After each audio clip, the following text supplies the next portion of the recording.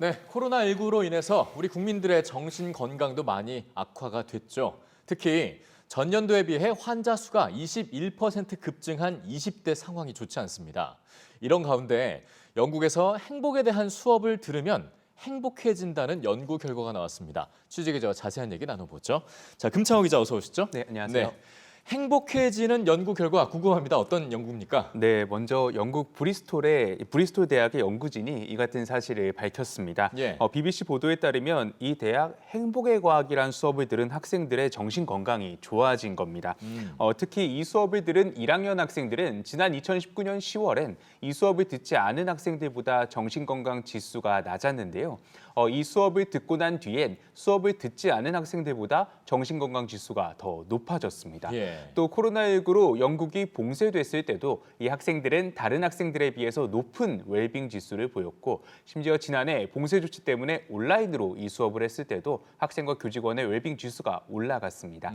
이 수업을 들은 한 학생은 불행한 요인들에 대해 얘기할 수 있어서 이 강의가 안전한 것으로 느껴졌다면서 이 봉쇄 조치로 스스로를 돌아볼 시간이 많은 시기에 이 수업을 잘 들었다 이렇게 설명했습니다. 예. 지난 2018년 개설된 이 강좌는 시험이나 과제가 없고요. 대신 선배 멘토들이 이끄는 각종 프로그램에 참여하면서 명상하는 방법들을 배우고 또 학생들끼리 서로 행복에 대해 대화를 나눕니다. 사실 우리나라도 최근 20대의 정신건강이 급격히 나빠졌는데요. 이런 수업을 대학에서 참고해도 좋을 것 같습니다. 그렇습니다. 요즘 같을 때 좀 꼭 필요한 수업이 아닐까 싶고요. 자, 다음 소식 넘어가 보겠습니다. 미국 대학생들이 이 대학의 노예제도 후손들에 대한 요구, 이거 어떤 요구죠? 네. 이 요구는 지금 미국의 명문사학 모임 아이비리그 학교 가운데 하나인 브라운 대학교에서 나오고 있습니다. 예. CNN 보도에 따르면 이 학교 학생협회 제이슨 캐롤 회장이 과거 강제노역에 동원됐던 사람들의 후손에게 이 보상을 지급해야 한다고 이 투표를 한 겁니다. 예. 이 학교 학생 2천여 명이 참여해 80%가 배상하는 것에 찬성했습니다.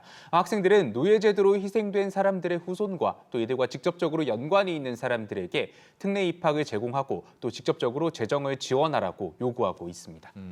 그런데 아이비리그엔 여러 대학들이 있습니다만 왜 브라운 대학에서 이런 운동이 벌어진 거죠? 네, 이유는 이 대학의 설립자인 이 브라운 가문이 노예무역에 가담했다는 사실이 지난 2006년에 밝혀졌기 때문입니다.